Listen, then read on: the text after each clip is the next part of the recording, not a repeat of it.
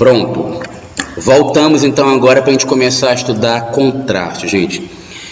Contraste não é só um dos mais importantes para o trabalho de vocês, porque o cliente fala não. Não sei se vocês lembram que no programa de necessidade do cliente de vocês, ele fala assim, a cliente aprecia contrastes fortes e gosta de materiais naturais aparentes. Não sei se vocês leram esse trecho do programa. Se não leram, estou reforçando agora para vocês. Então, a cliente de vocês vai cobrar. Independente disso, como conteúdo teórico, a gente precisa entender o contraste. Por que é que a gente faz contraste nos elementos visuais, gente? Porque existem elementos que precisam comparecer como diferentes uns dos outros. Quando a gente pega um objeto e coloca numa cor diferente da outra, a gente diferencia que aquele objeto não tem a mesma importância, não tem o mesmo significado daquele outro elemento que você mudou a cor. Contrastar, você não contrasta somente a partir de cor. Contrastar, ter contraste é ter uma diferença visual notável. Às vezes um objeto ele tem uma textura toda rugosa e um outro todo liso. É um contraste também. Um objeto ele é muito grande, o outro é muito pequeno. É um contraste. Tem um monte de objeto quadrado, aparece um redondo no meio da composição. É um contraste. Contrastar é estabelecer diferenças notáveis nas características visuais dos elementos. Agora, o contraste mais comum é o contraste de cor. E dentre os contrastes de cor, os mais comuns são os contrastes de luminosidade, ou seja, quem é mais claro, quem é mais escuro. Desde o Renascimento, a gente vai perceber artistas que estão utilizando o contraste naquela época do chiaro escuro para estabelecer quem é mais importante, quem é menos importante nas suas obras. Deixa eu ver se eu consigo tirar. Onde é que está o... Onde é que acende essa luz aí que eu esqueci? Tirar um pouquinho. Olha só. Na época do Renascimento, o que acontecia? Se tinha alguém que era mais importante, você vê aqui, por exemplo, Davi, primeiro nome da obra, e Golias, quer dizer que Golias é segundo plano. Então, Davi, que é mais importante, ele está mais claro, está mais branquinho, já o Golias um pouquinho mais escuro. O cenário que está ao fundo, que está atrás, bastante mais escuro, porque ele é menos importante. Os objetos que são claros, gente, eles saltam a nossa percepção, eles vêm para frente. Quem é escuro, normalmente retrai e vai para trás. Isso é uma maneira de você enfatizar um dos fenômenos de contraste que se chama fundo-figura. Fundo-figura, gente, é um contraste que o arquiteto faz para demonstrar quem é principal e quem é contexto daquele elemento principal. E normalmente os fundo-figuras mais interessantes, eles colocam quem está no claro, além de estar no claro mais à frente, e o outro está no escuro mais atrás. Mas os fundo-figura, eles não são somente de alguém que está na frente e atrás, e quem está no claro e quem está no escuro não. E outra coisa, o fundo-figura, ele pode se basear em vários níveis. Por exemplo, aqui para o Oceano, o nome do quadro é o quê? O Sonho de Oceano, o Oceano, nunca soube como é que é a pronúncia dele. Poderia pegar o oceano e colocar ele mais claro, apesar dele estar na frente, porque ele é o tema, o sujeito principal, né, da cena. Mas a gente não está preocupado em saber quem é o oceano, a gente está preocupado em saber qual é o sonho dele. Então, quem aparece mais claro? Os elementos que compõem o sonho dele. Mas percebam que no sonho dele tem um gladiador aqui maior, algum elemento mais aqui na frente que estão no primeiro plano. Então, eles estão num fundo para a figura aqui, que no caso seria o oceano, que é o primeiro plano de fundo. Mas tem um segundo plano lá atrás, que é um segundo nível onde a gente coloca as coisas que são secundárias. E nós, arquitetos, quando nós fazemos composições visuais, a gente tem essa preocupação também de preparar os nossos planos. E para que servem esses planos? Para destacar alguém, muitas vezes. Quando a gente coloca um fundo numa composição, e ele é muito diferente do que estava na figura, a gente faz essa figura ganhar importância. Então, normalmente colocar um fundo de textura, de cor, de tamanho, de forma igual à figura, falei certo, não falei primeiro fundo, né? Colocar igual à figura, não valoriza a obra. Por isso que a gente normalmente, quando a gente muda um relevo, ou um nível, ou uma forma, ou um objeto, a gente troca dele para um outro que tem um outro elemento. Por quê? Fica claro para as pessoas quem é quem e quem é mais importante, ou quem deve ser mais percebido e quem deve ser menos. Este é o principal motivo pelo qual a gente dá contraste nos objetos. Mas a gente também dá contraste para causar efeitos. Por exemplo, quando a gente coloca cor clara na parte de cima dos objetos, além daquela questão de peso, peraí, só um instantinho que eu estou procurando os objetos. Tá.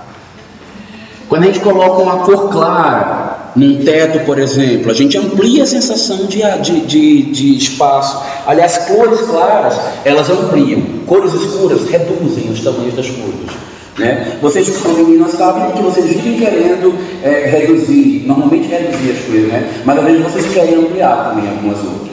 Então vocês usam elementos de cor para se esconder, para se aparecer, e nós como arquitetos vamos fazer isso também com as formas. Isso é um recurso comum. Mas eu também uso, por exemplo, determinadas formas para dar efeito de esconder. Vocês vão perceber que muita base de objeto é preta. Por quê? É um contraste máximo no escuro para aniquilar formas. Muitas vezes você pega um objeto que ele é muito grande, tem gente que interrompe ele, faz duas formas e faz uma faixa preta no meio. Por quê? Ao invés de você ter um grande volume grandão, você parte ele no meio e vira dois, porque o preto é como se ele aniquilasse um pedaço da obra. E aí você vai perceber um lado e o outro e o meio perdido. Isso é super comum. Aqui, por exemplo, deixa eu ver se está no exemplo aqui. Como?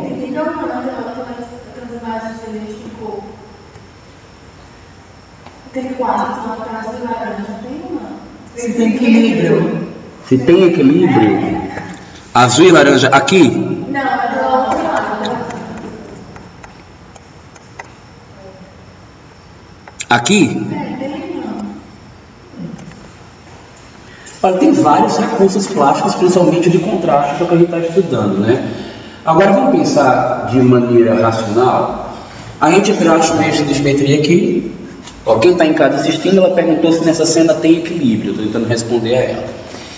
E vamos ver. Do lado de cá a gente só tem um estante e uma cama. Do lado de cá, além da estante, a gente tem cadeira, a gente tem o elemento da janela, a gente tem a mesa.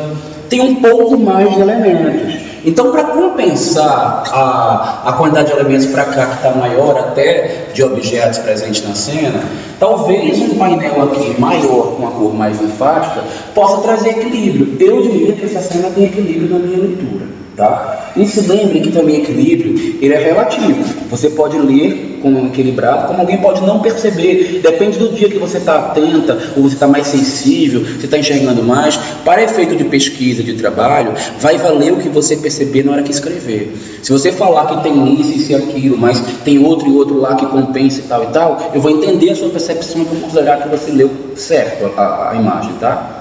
Só cuidado para não falar coisas assim muito absurdas, asneiras assim gigantes, aí não dá para alterar, mas normalmente o que você consegue enxergar da cena é o que eu considero. Tem que estar escrito, tem que dizer exatamente o que é. Você não vê que na minha explicação eu falo que é esse armário, o painel azul, a cadeira, a mesa. Os trabalhos de vocês normalmente é assim, esse negócio aí todo que está na imagem. Então na imagem toda tem. Pô, na imagem aonde? Jogou para a torcida, velho? É assim, chutado, para ver se cola. Então só tem que identificar. Mas voltando para minha outra explicação sobre contraste, que nem eu sei mais onde é que eu estou, depois do que eu estava falando.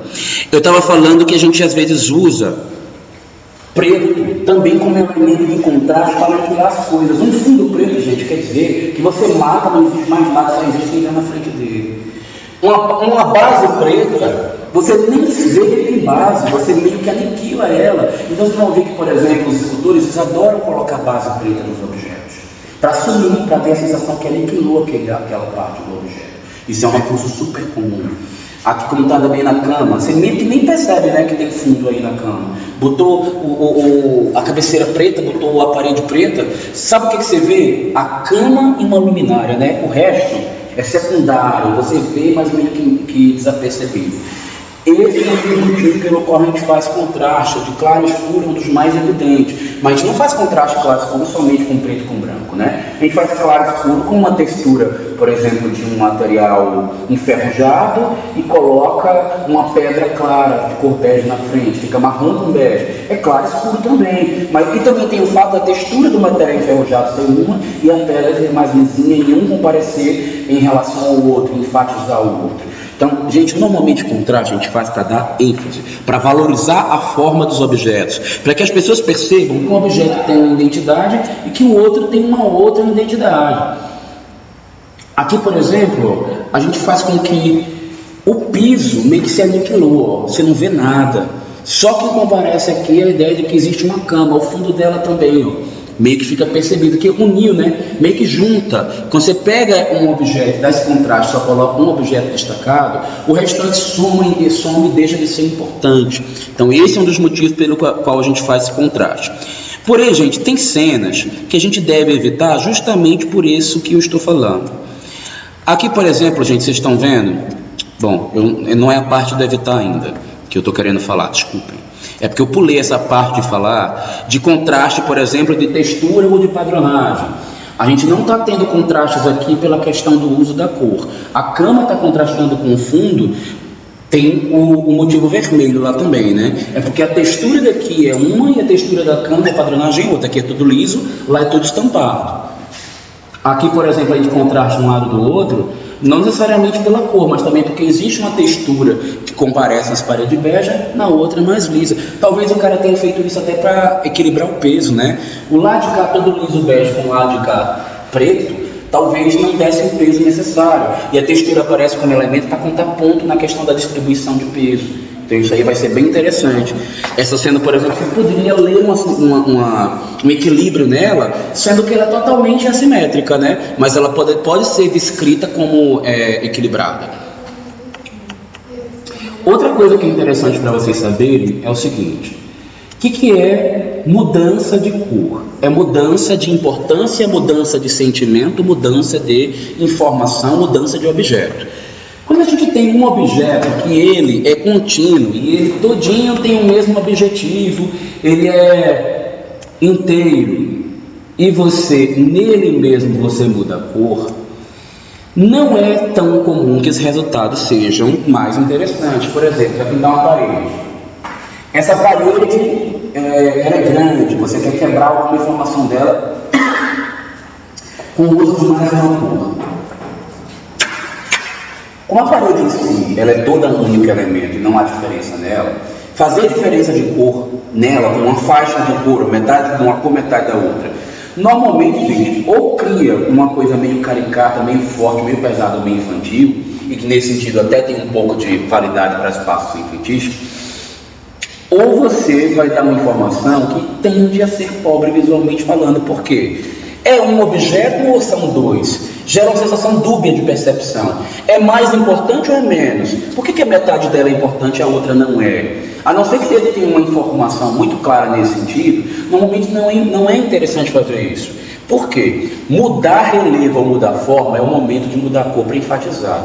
Por que essa parede que tem um relevo aqui é de uma cor, que está lá para trás é outra? Para mostrar mais ainda que esta está para frente e essa outra está para trás. Então, normalmente os arquitetos eles aproveitam diferenças de relevo para mudar as cores, diferenças de objetos para mudar as cores. Você vê que o efeito de mudar a cor aqui na porta, ele nunca é tão forte, tão interessante visualmente falando, quando você tem uma parede e uma outra que são diferentes e mudar a cor delas. Porque você está enfatizando que são dois elementos, duas paredes, e não uma mesma parede com duas informações diferentes. Estão entendendo onde eu estou querendo chegar?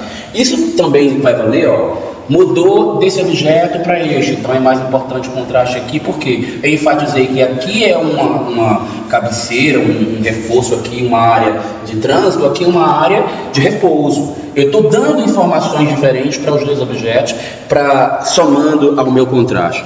Olha a diferença que aconteceria nesse prédio se ele não tivesse o contraste de cor. Aqui, ó, tem um relevo, e a gente está vendo que essa fachada ela é profunda, está enfatizado porque está pintado de vermelho. Se fosse tudo de uma cor só, provavelmente a gente não ia entender que tem essa profundidade, que tem essa reentrância, que tem essas mudanças de forma que aqui é para trás, que aqui é o outro, porque o arquiteto quis enfatizar, por exemplo, que o preto está mais recuado, está mais a fundo. Não está conseguindo ver isso tudo que estou falando, que ela está com a cara feia?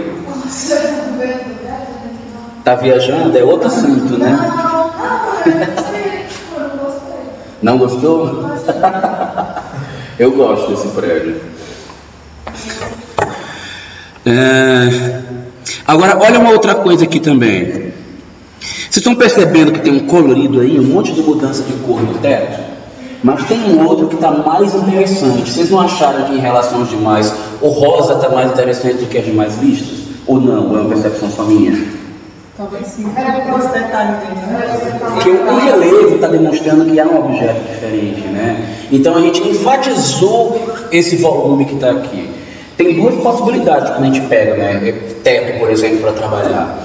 Eu não gosto de brigar com o inimigo, eu gosto sempre de me juntar ao inimigo. Então, eu não fico pegando uma viga que está aparecendo e botando fogo para cobrir. Eu faço a viga aparecer. Então, eu, por exemplo, só não pintaria de rosa. Eu já falei isso para vocês do meu trauma com rosa, né? Mas eu usaria sim uma cor na viga. Eu com certeza trabalharia com a cor nela, ia gostar muito de botar um roxo se esse projeto aí fosse meu. Mas o cara aí preferiu botar rosa talvez porque fosse o que mais comparecesse. E vocês estão percebendo? O quê? Parece parte de uma escola, infantil, alguma coisa assim. E normalmente as cores, elas denotam e elas dão caráter simbólico para os objetos também. Cor, gente, está muito relacionada com simbolismo. Mudar de cor também quer dizer informar sentimento, quer dizer falar de alguma sensação psicológica. Mas antes que eu chegue lá, deixa eu concluir só a questão da cor, do contraste na percepção. Vocês perceberam que tem um elemento aí que ele existe na cena, mas que a gente quase não vê ele, que ele está quase perdido? A escada, tem uma escada, né? Nem todo mundo sente que tem escada, sabe porque ele pintou de preto. Vocês lembram que eu falei que preto é aniquilar sensações, é aniquilar espaço, é aniquilar formas? E aqui funcionou, né? O cara foi lá e funcionou melhor ainda, porque ele não contrastou quem estava no fundo com o objeto, e aí integrou os dois e fez ele sumir. Porque se ele tivesse pintado esse trecho aqui de branco, a escada ia gritar, né? Se ele quisesse fazer a escada aparecer, era só passar o branco, mas ele queria sumir, então ele acomodou, inclusive, ó, pintou o piso de preto, a escada sumiu mais ainda. E ela não gostou, né? Chega doeu, né? Essa história do piso preto. Não existe, raramente uma mulher vai ver uma coisa escura e vai dizer eu gosto. É bem raro. A maioria não gosta. Não pode ser tanto, né? Tem que ter um equilíbrio, né?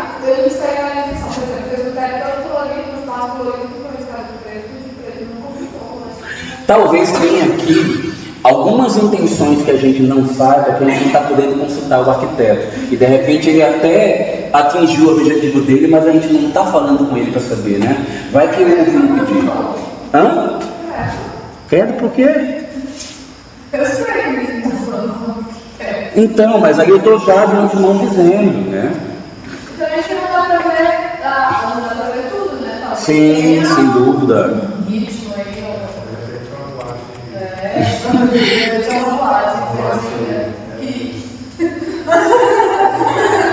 Ele está jurando que ele não sabe o fim da frase. Ou isso é simplesmente uma escola infantil, né? Escola infantil com essa escada preta. É. Difícil, né? Como é que as crianças vão subir? Verdade. Mas olha, uma parte que eu não estou contando para vocês por enquanto, que eu andei pulando, é primeiro essa história aqui, ó. Eu já falei dos objetos. Vocês estão percebendo, ó? Relevo subiu, mudou cor. Relevo voltou, outro luz de cor. Superfícies retas normalmente não são dadas a variações. Mudanças de relevo é o momento de aproveitar e trabalhar para dar contraste, porque enfatiza o objeto. Isso aí vocês guardem para você, tá?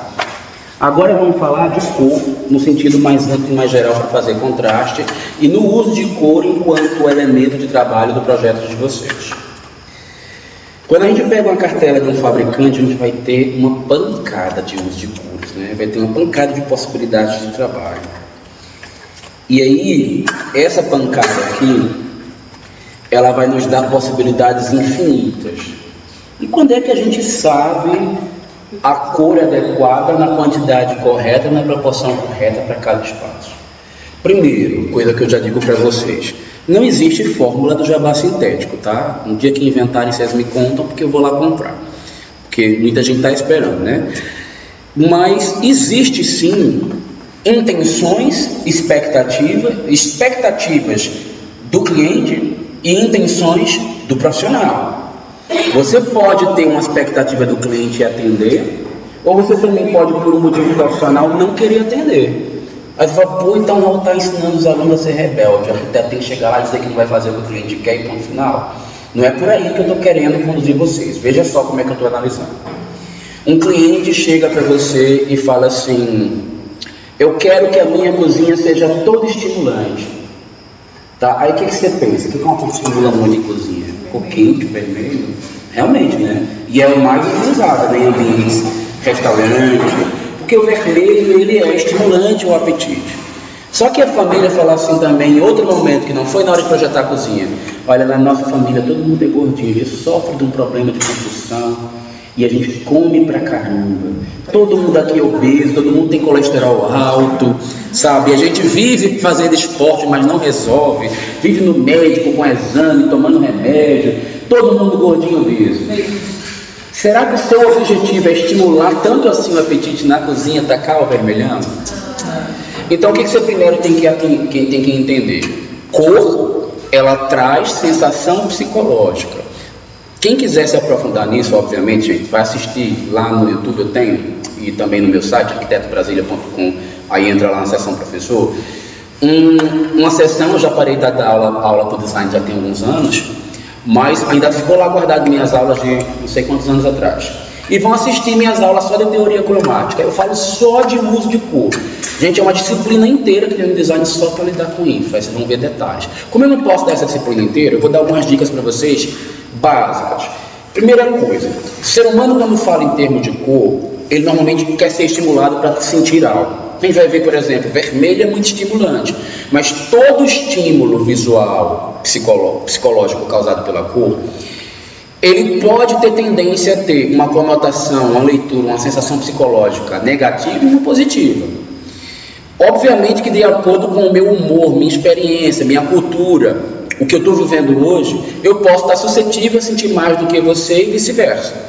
Mas existe uma grande quantidade de informações que são percebidas por nós, que compartilham do consciente coletivo. Ou seja, a maioria de nós, por uma questão biológica, quando percebe um vermelho super saturado, gente, saturar quer dizer ter a quantidade de cor pura, a quantidade da matiz pura naquela cor que você está trabalhando.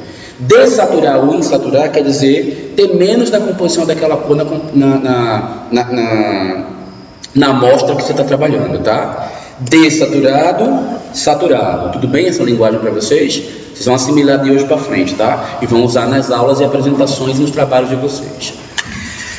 Quando eu uso uma cor no máximo de saturação ou no máximo de dessaturação dela, eu tenho tendência natural a causar sensações negativas nas pessoas.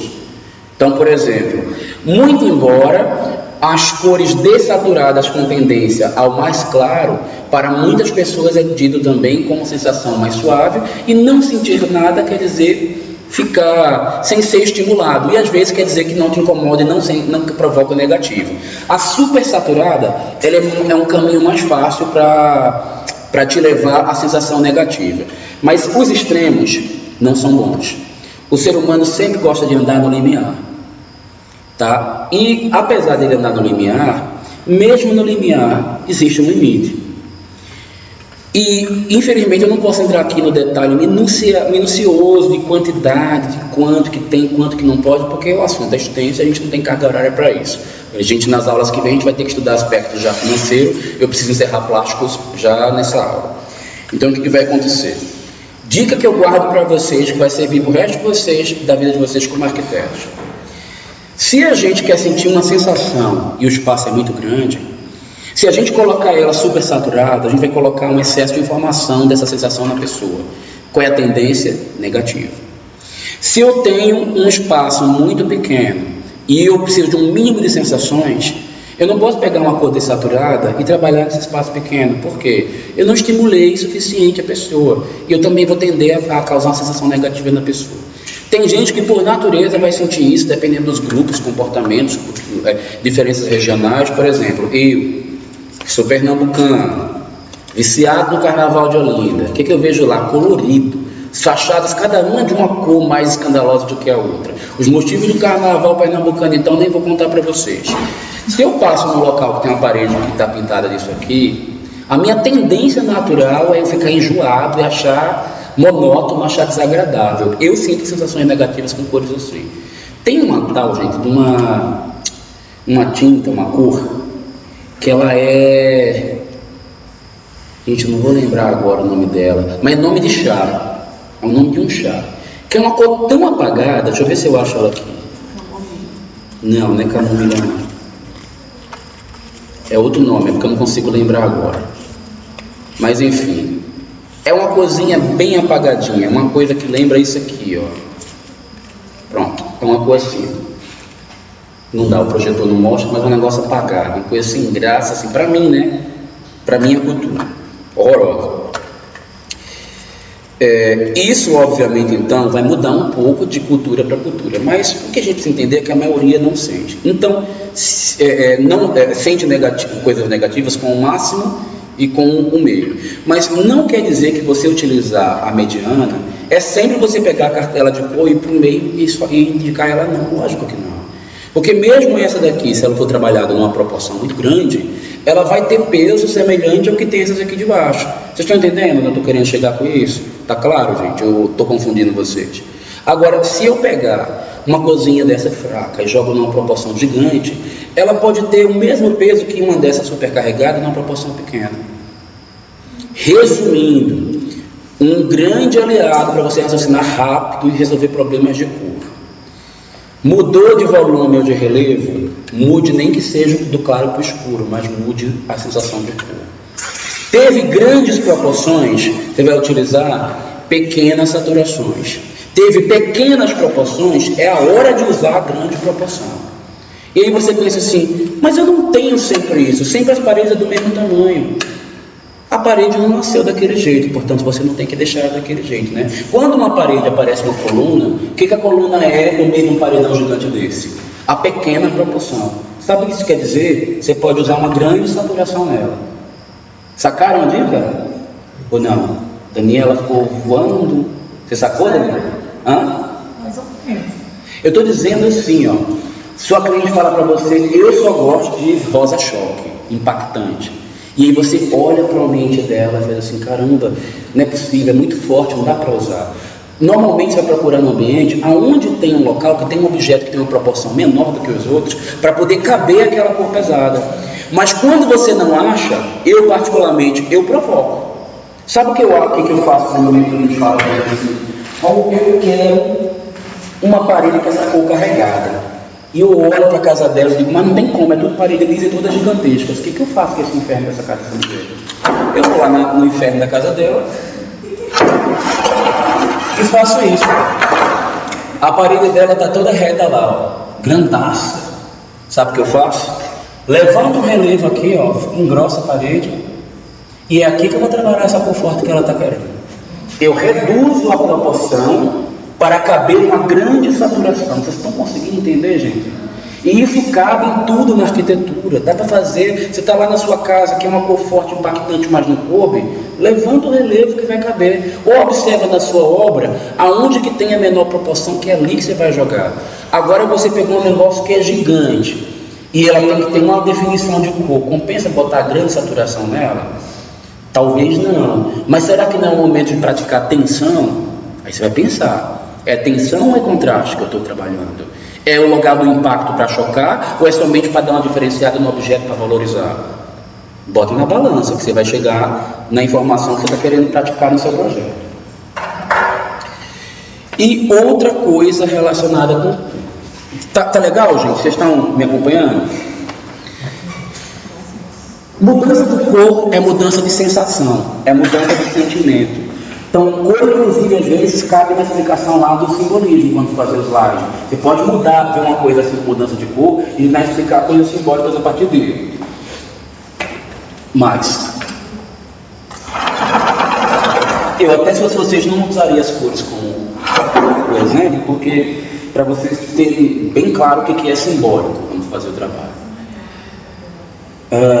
As cores, quando elas provocam sensações, vocês lembram que quando eu comecei a dar aula de aspecto plástico, a gente fez uma roda, a gente pegou um círculo colorido, olhou para ele e a gente fez uma experiência? E vocês perceberam que automaticamente, quando a gente ficou olhando para o vermelho, ele deu, quando a gente tirou que olhou, tinha um verde ali no fundo, não tinha? Isso por quê? Nosso olhar, ele tende a se recompensar de sensações contrárias para descansar as células que cansaram do estímulo nervoso. Então, quando você tem uma cor que ela foi utilizada em grande abundância, ou que ela existe em grande abundância, para suavizar a percepção de cores ambientes, a gente costuma trabalhar com os inversos. Então, basta ter um círculo de cores. Que bom que a gente está no ateliê, senão eu não poderia fazer isso.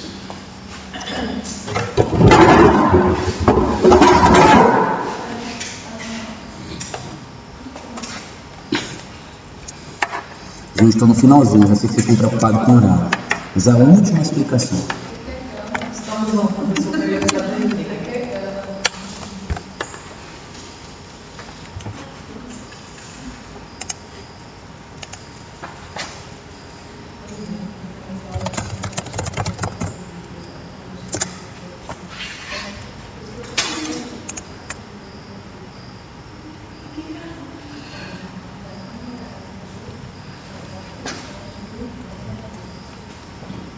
Isso aqui é o disco de cores de Itei. É um japa lá que tem uma teoria sobre cores. Essa está até meio ultrapassada. Não, mas ela está legal porque ela tem magenta nessas cores. Então o que você vai observar? Muita proporção vermelha, você recompensa nosso visual com verde. Lembrando que o vermelho puro é o magenta, né? O vermelho antigo que a gente pensa que era o contrário do verde, na verdade não é. Magenta que é contrário do verde. Magenta é um vermelho semi-rosado, tá? É porque, na verdade, o vermelho que a gente conhece hoje, ele é a mistura de magenta com um tiquinho de amarelo. Então, ele não é uma cor pura. Nas cores pigmento, não, tá? Nas cores pigmento, o puro é magenta, amarelo e azul, tá? Nas cores luz, a explicação já é outra. A gente já vai ver um outro desdobramento lá. Agora, as cores complementares são aquelas que a gente combina quando algum sentimento de alguma cor está sendo passado de maneira tão enfática que você quer amortecer e descansar a vista. Mas também você pode fazer com que uma coisa, por exemplo, você está aqui no vermelho. Em termos de psicologia das cores, o que vermelho pode significar? Excitação, ou excitação para o lado do alimento, do lado sexual, do lado bélico, por exemplo, a excitação do momento de você estar de braveza, de raiva, né? de fúria.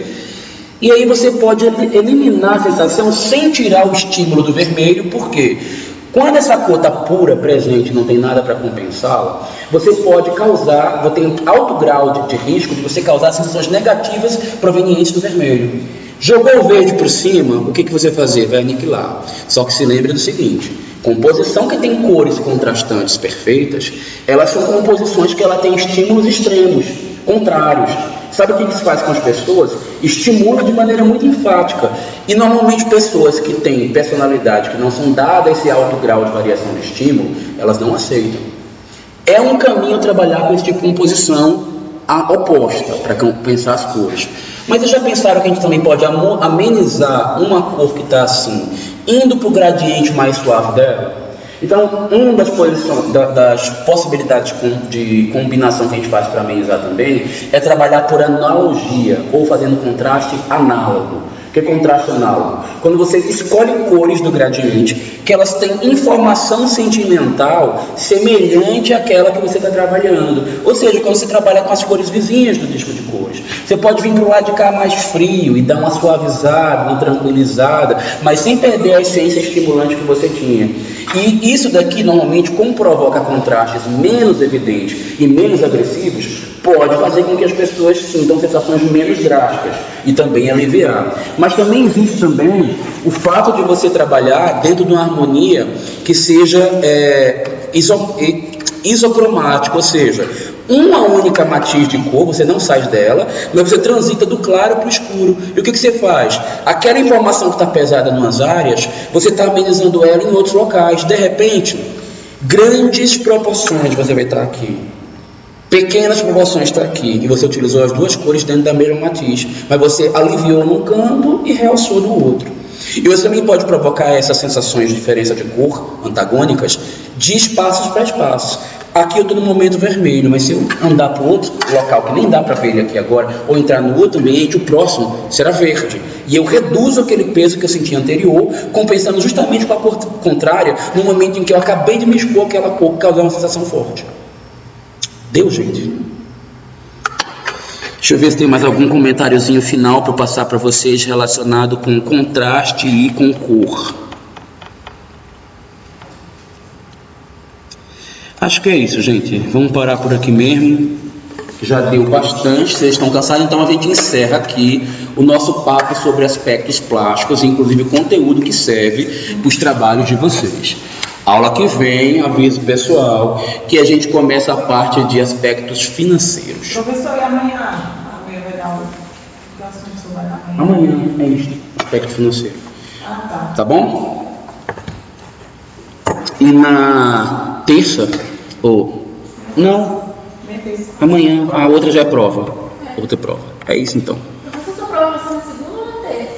Só um instantinho. Deixa eu desligar aqui a gravação que a gente discute. Foi.